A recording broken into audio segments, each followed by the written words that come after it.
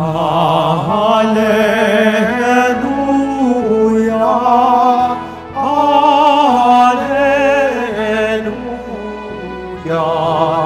Alleluia, Alleluia.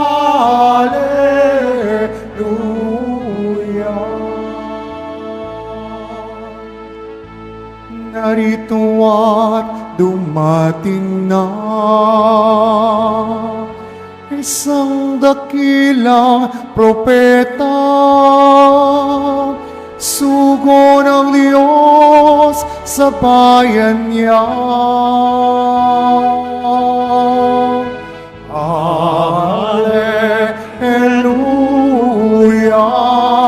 Alleluia,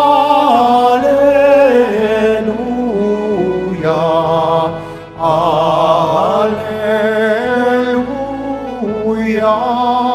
Alleluia.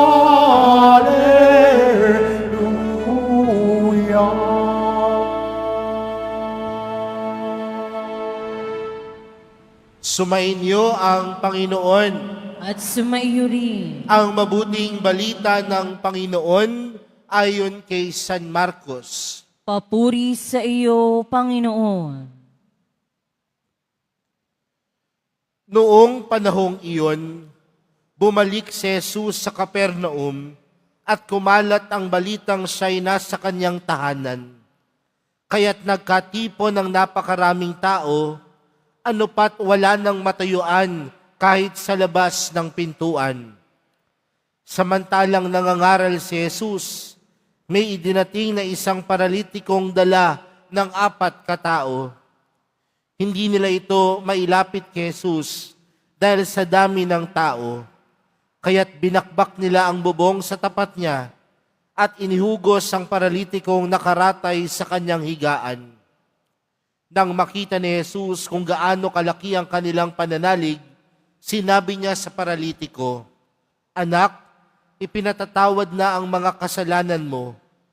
May nakaupo roong ilang eskriba na nagsaloob ng ganito, "Bakit nagsasalita ng ganito ang taong ito? Kalapastanganan sa Diyos iyan. Hindi ba't Diyos lamang ang makapagpapatawad ng mga kasalanan?" Talos ni Jesus ang kanilang iniisip, kaya't sinabi niya, "Bakit kayo nagsasaloob ng ganyan? Alin ba ang lalong madali? Ang sabihin sa paralitiko, ipinatatawad na ang mga kasalanan mo? O ang sabihin, tumindig ka, dalhin mo ang iyong higaan at lumakad ka? Patutunayan ko sa inyo na dito sa lupa, ang anak ng tao ay may kapangyarihang magpatawad ng mga kasalanan." Sinabi niya sa paralitiko, "Tumindig ka, dalhin mo ang iyong higaan at umuwi ka." Tumindig naman ang paralitiko, binuhat ang kanyang higaan at umalis na nakikita ng lahat. Sila'y pawang ng gilalas at nagpuri sa Diyos. "Hindi pa kami nakakikita ng ganito," sabi nila. Mga kapatid, ang mabuting balita ng Panginoon. Pinupuri ka namin, Panginoong Hesukristo. Magsiupo mo ng lahat. Magandang hapon po sa inyong lahat. Pwede bang batiin ang katabi ng magandang hapon? Ngayon po ay Biyernes at alam natin ang araw ng Biyernes, araw na tayong lahat ay nagkakatipon dito sa Quiapo upang magbigay parangal, papuri, at higit sa lahat, pasasalamat sa atin pong mahal na pong Jesus Nazareno. Kaya bigyan po natin ng malakas na pagpupuri ang ating mahal na pong Jesus Nazareno.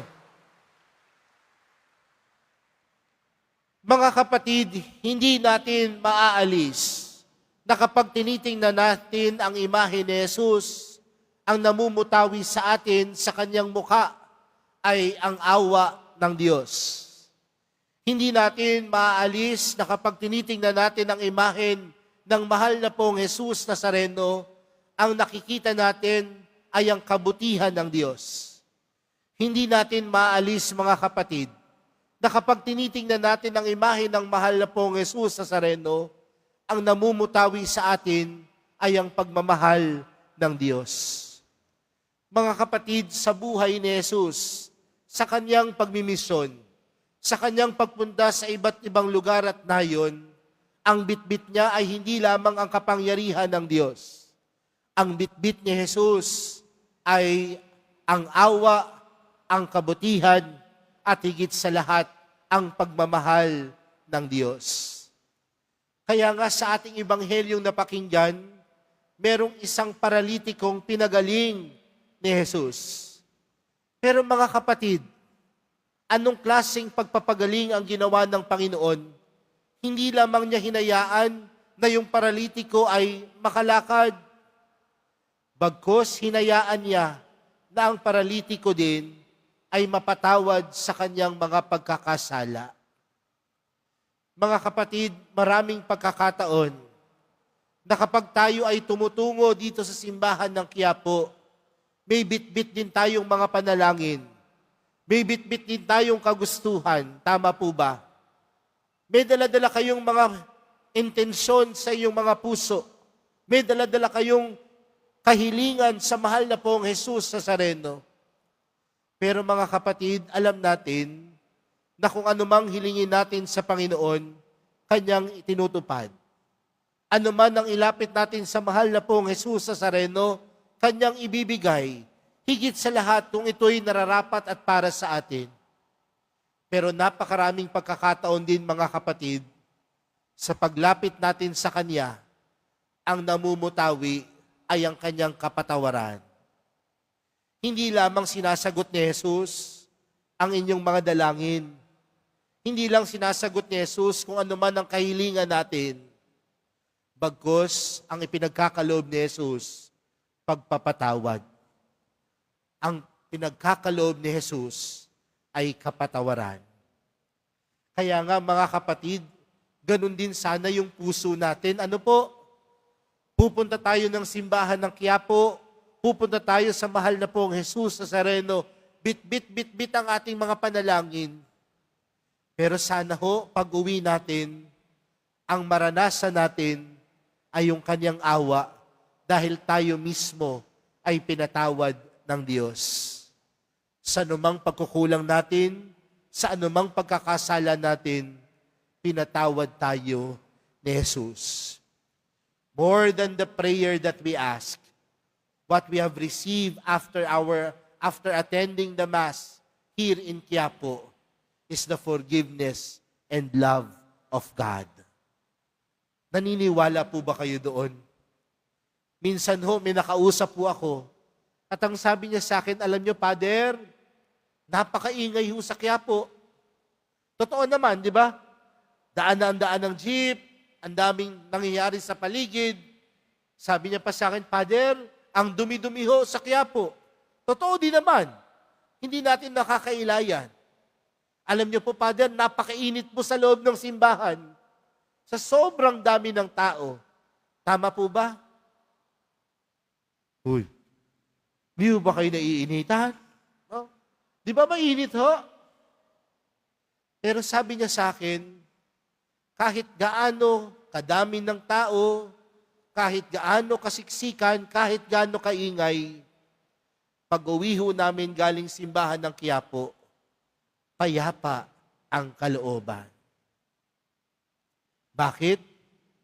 Dahil tandaan natin mga kapatid, hindi lang ang hinihiling natin ang sinasagot ng Panginoon. Bagkus kasama sa Kanyang pagsagot, sa ating mga panalangin at kahilingan, ay ang pagpapatawad ng Diyos sa anumang pagkukulang at pagkakasala natin. Naniniwala po ba kayo doon? Nagiging payapa ang lahat dahil may Diyos na nagpapatawad. Nagiging payapa ang lahat dahil may Diyos na tunay na nagmamahal. Yun po yung unang bagay na magandang mapagnilayan. Pangalawang bagay, mga kapatid, tanungin ko po kayo, sino po sa inyo ang may kaibigan? Wala ho kayong kaibigan? Baka masama ho ang ugali ninyo. Ano? Baka lahat po marahil karamihan ho tayo dito may mga kaibigan. Tama po ba? At sinasabi ho nila, ang mga kaibigan natin, sa termino ho natin bilang mga Pilipino, yan daw po yung mga kaututang dila natin. Tama po ba? Ibig sabihin, parehas kayo ng pinagchichismisan. Ay, hindi pala. No? Parehas kayo ng pinag-uusapan o kagustuhan sa buhay. Pero mga kapatid, nakita nyo na po ba ang tunay ninyong mga kaibigan? Pwede mong masabing marami kang kaibigan, pero nakita mo na ba ang tunay mong kaibigan? At sinasabi po natin mga kapatid, ang tunay na kaibigan, dadalin ka sa kabutihan at hindi sa kasamaan. Ang tunay na kaibigan, dadalin ka Jesus, hindi sa kalaban ni Jesus. Sa atin pong ebanghelyo na pakinggan, napakadami po ng tao doon sa tahanan ni Jesus. At ano ang ginawa noong 4 na tao doon sa paralitiko? Gumawa sila ng paraan upang ang paralitiko mapunta sa harapan ni Jesus. Matuturing ba natin na ang 4 na taong ito ay tunay na kaibigan? Opo. Dahil ang tunay na kaibigan, hindi ka dadalahin sa kapahamakan. Bagkus, dadalingin ka sa tunay na kagalingan. Kaya magandang tingnan sa araw na ito, mga kapatid. Kung katabi mo yung kaibigan mo, tingnan mo, kaibigan mo ba talaga yan? Kasi kapag hindi ka na dinadala niyan sa kabutihan, magtanong ka, tunay ka bang kaibigan? Pero magandang tanongin din, mga kapatid, ikaw bilang isang kaibigan, nagiging tunay na kaibigan ka din ba sa iba? Baka ikaw mismo ang nagdadala upang ang ibang tao ay magkasala. Baka ikaw din mismo ang nagdadala sa iba upang ang ibang tao ay mapahamak. Mga kapatid, narito po ang mahal na pong Jesus Nazareno. Ituring natin siyang kaibigan. Dahil si Jesus bilang isang kaibigan, dadalin ka sa kabutihan. Si Jesus bilang ating kaibigan, dadalin ka sa isang payapang kalooban. Kaya mga kapatid, sa pagpapatuloy po ng ating banal na misa para sa araw na ito, yan po ang ipagpasalamat natin, yan din ang ipanalangin natin sa Panginoon, na sa pamamagitan niya, tunay nating madama ang awa, ang kabutihan, higit sa lahat, ang pagmamahal ng Diyos. Kung meron mang isang tunay na kaibigan dito sa lupa, walang iba, kundi ang mahal na pong Jesus Nazareno.